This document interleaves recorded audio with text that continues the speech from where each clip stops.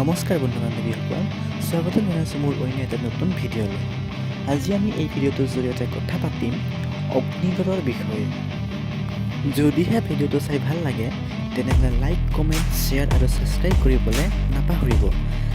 আহক তেনেহ'লে আজিৰ ভিডিঅ'টো আৰম্ভ কৰোঁ। অগ্নিগড় হৈছে তেজপুৰ চহৰৰ ব্ৰহ্মপুত্ৰৰ পাৰত অৱস্থিত ঐতিহাসিক গড়। এই গড়টো তেজপুৰৰ বান ৰজাই নিৰ্মাণ কৰিছিল। শত্ৰুৰ পৰা নগৰখন সুৰক্ষিত কৰি ৰাখিবলৈ বানাসুৰে সমগ্ৰ নগৰখনকে অগ্নিৰে বিয়ি থৈছিল বুলি কালিকা পুৰাণত উল্লেখ আছে। তেজপুৰৰ বান ৰজাই তেওঁৰ কন্যা উষাক সুৰক্ষিত কৰি ৰাখিবৰ বাবে এই গড়টো নিৰ্মাণ কৰিছিল। ইয়াত উষাৰ কাৰেং আছিল। উষাৰ প্ৰেমিক অনিৰুদ্ধক ইয়াতে বন্দী কৰি ৰাখিছিল বুলি বিশ্বাস কৰা হয়।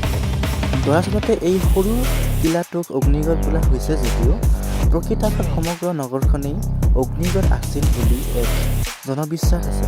তদুপৰি অনিৰুদ্ধক উদ্ধাৰ কৰিবলৈ শ্ৰীকৃষ্ণ সসৈন্য যুদ্ধ যাত্ৰা কৰি আহি শোণিতপুৰত প্ৰৱেশ কৰি বানৰ নগৰৰ চাৰিওদিশে অগ্নিগড় বেৰ দেখি বিস্ময় মানিছিল আৰু নগৰত প্ৰৱেশ কৰাৰ কোনো চিত্ৰ নেদেখি অৱশেষত গৰুৰ দ্বাৰা অগ্নি নিৰূপণ কৰিহে নগৰত প্ৰৱেশ কৰিছিল। এই তথ্যৰ দ্বাৰা প্ৰমাণ কৰিব পাৰি যে বান ৰজাৰ নগৰখনেই অগ্নিগড়।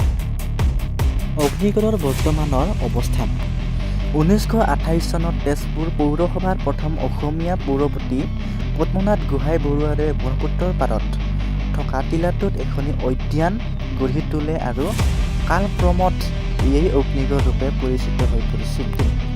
2001 চনৰ জানুৱাৰী মাহৰ পৰা ইয়াক নতুন ৰূপত সজাই পৰাই আৱিষ্কাৰ কৰি তোলা হৈছে। ইয়াত নিৰ্মাণ কৰা মূৰ্তিসমূহত হৰিহৰ যুদ্ধ ফুটাই তোলা হৈছে। বৰ্তমান তেজপুৰ পাৰিপাৰ্শ্বিক সমিতিৰ তত্বাৱধানত চলি থকা ই এক অত্যাধুনিক নয়নাভিৰাম উদ্যান। বন্ধু বান্ধৱীসকল, আজিৰ ভিডিঅ'টো ইমানেই আছিল। যদিহে ভিডিঅ'টো চাই ভাল লাগিল তেনেহ'লে লাইক, কমেণ্ট, শ্বেয়াৰ আৰু ছাবস্ক্ৰাইব কৰিবলৈ নাপাহৰিব আৰু লগতে কাষতে থকা বেল আইকনটো বজাই ৰাখিব। ধন্যবাদ।